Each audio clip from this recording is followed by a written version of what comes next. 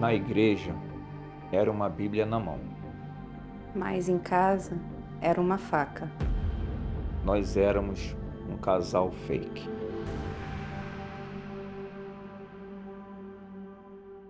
Desde que eu me entendo por gente, eu sofria de depressão. Aos 7 anos, os meus pais se separaram e ali começou o tormento na minha vida. E eu comecei a ter raiva, ódio e mágoa. Continuando nesse quadro, eu queria ser preenchida. Então eu queria chamar atenção, eu queria que olhassem para mim e para que aquilo fizesse me sentir bem, sentir aquilo, preencher aquele vazio que tinha dentro de mim. Eu me relacionei com um rapaz aos meus 14 anos, e eu muito nova e imatura na época, fiz dele o meu mundo. Eu namorei 1 mês com esse rapaz e descobri que ele era casado com uma prostituta. O relacionamento terminou, eu me aprofundei mais ainda na minha depressão, eu já não me alimentava mais. E o meu pai, na tentativa de me dar alegria, me mandou para o Rio de Janeiro. Foi então que eu conheci o meu esposo. Eu decidi engravidar e casar para sair de casa. E achando que aquilo ali seria, então, uma nova vida, de fato, né? Que eu teria alegria, que eu ia viver tudo aquilo que eu não tinha vivido até então. Que eu ia ter um modelo de relacionamento diferente dos meus pais. O meu filho nasceu e 6 meses depois veio a falecer. E eu fui decaindo mais ainda nessa depressão. Eu lembro de ter saído do hospital, assim, pele e osso. Já não comia mais mesmo, já não vivia. E foi então que a gente começou a ter problemas no nosso relacionamento, Eduardo. Foi.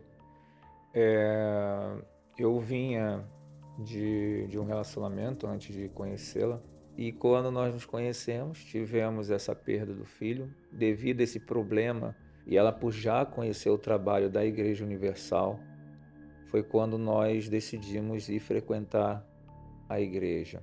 E ao invés de estar dentro da igreja, buscando aquilo que realmente me preencheria, que seria o Espírito Santo, a gente estava ali buscando pela vida material, achando que aquilo poderia nos proporcionar a alegria, estar bem, bem-estar, que era, na verdade, até acontecia, mas era momentâneo, né? Então eu ia realmente para o shopping,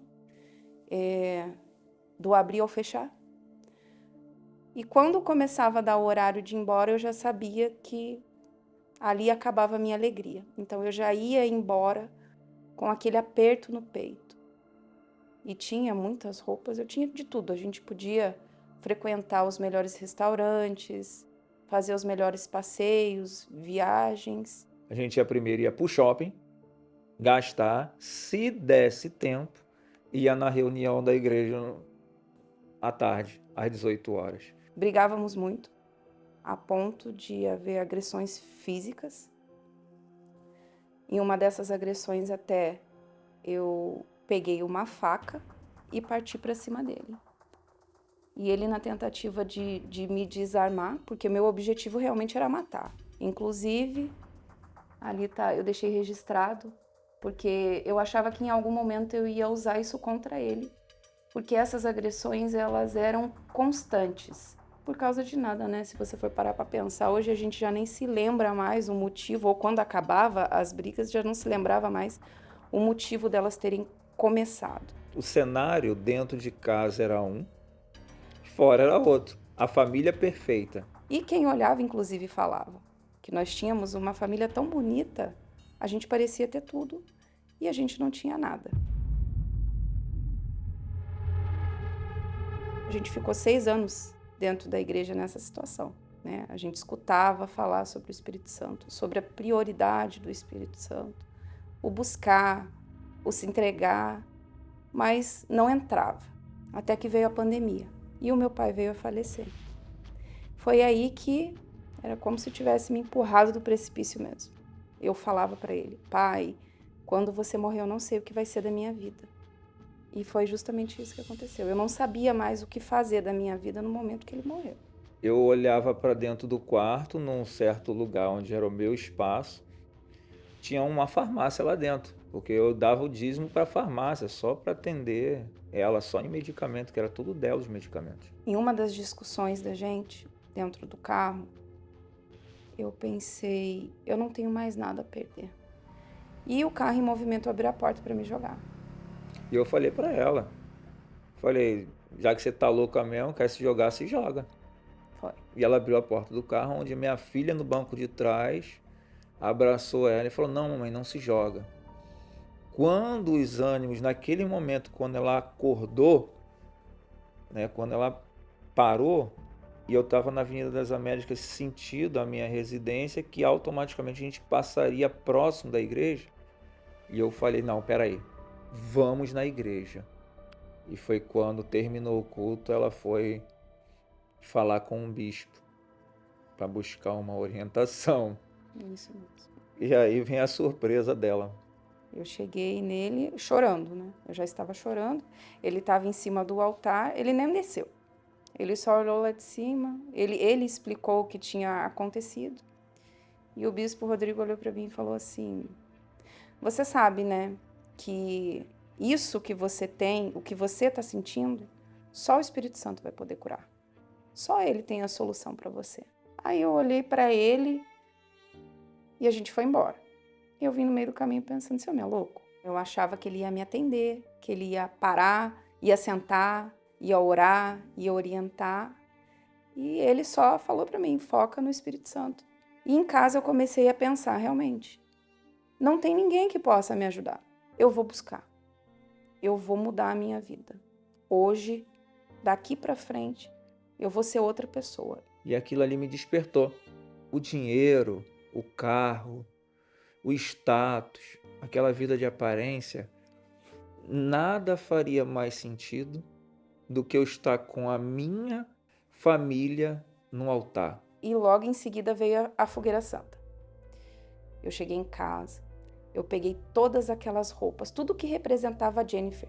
E eu fui decidida. Eu cheguei ali, quando fui entregar, eu falei com Deus, eu estou entregando aqui a minha vida, o meu maior sacrifício é esse, a minha vida. Eu queria ser preenchida, eu queria ser feliz, eu queria ter paz. E a partir dali eu deixei tudo aquele homem mentiroso, o status financeiro, o ouro, pela maior riqueza que foi o altar. Aquilo lá foi a maior troca.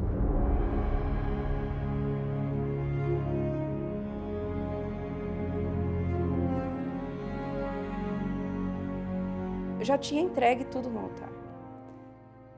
Mas eu disse para Deus, Senhor, agora de fato, de verdade, eu sou sua. E na descida do altar, na oração da descida do altar, ali mesmo eu recebi o Espírito Santo. A alegria, a paz era uma coisa que eu nunca tinha sentido na minha vida, nunca tinha experimentado aquilo. E eu fui me dar conta disso mediante ao longo dos dias, né? Porque era uma paz que não saía. Era uma alegria, uma vontade de viver que eu tinha que, independente do que acontecesse fora de mim, continuava ali. E naquele final de ano, quando eu tomei a Santa Ceia, instantaneamente, mediante aquela oração sincera, eu recebi o Espírito Santo. Que ali foi o divisor de águas, né? A mudança. Porque a oração sincera não é aquela que você fala palavras bonitas. Ela é simples. Deus quer ouvir palavras bonitas, sim. Mas quando você precisa mudar, de fato, em verdade, é uma oração simples e sincera. Então, a partir dali, a gente começou a caminhar juntos, de verdade, pela primeira vez.